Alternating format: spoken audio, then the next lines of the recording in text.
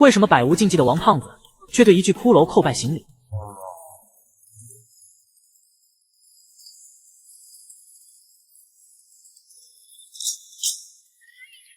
起先，王胖子一伙为了找到吴邪，来到一处悬空的祭坛。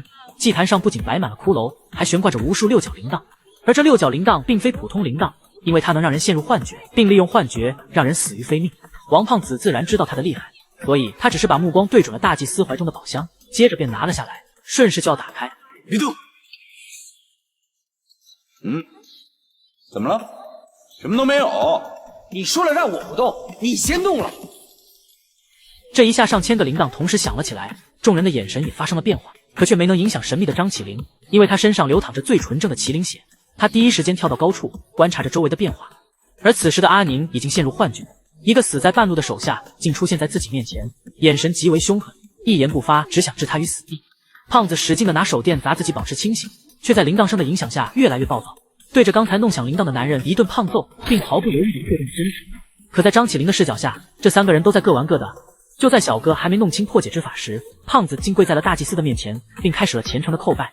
接着在六角铃铛的影响下，胖子捧起地上的真理，他准备以身献祭。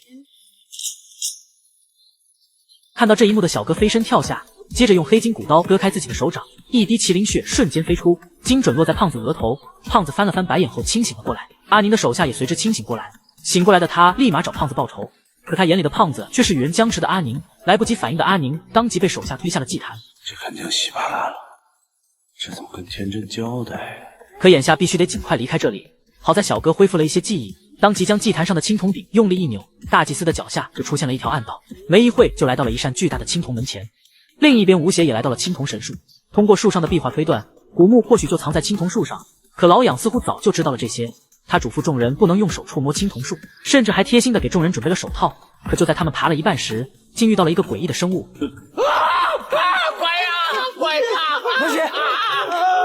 原来是一只绿毛大猩猩，它不仅戴着诡异的面具，还会模仿人的动作。机智的吴邪当即想出一个好主意。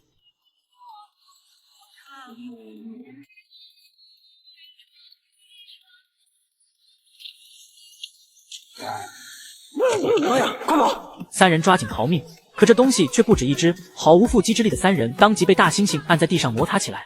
眼看着就要团灭时，一道亮丽的人影从天而降，单手握枪的姿势差点让吴邪移情别恋。在这重火力的压制下，众人这才捡回一条命。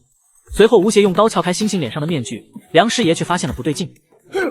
快放下！快放下！怎么了？我的！原来这东西叫做螭骨，它可以通过寄生的方式控制宿主的神经，操控宿主对付入侵者。更可怕的是，它会一直控制宿主，直到宿主死亡。为了看清周围的情况，老痒发射了一发信号弹，却没想看到了极为恐怖的一幕。这全都是活的，这可怎么办呢？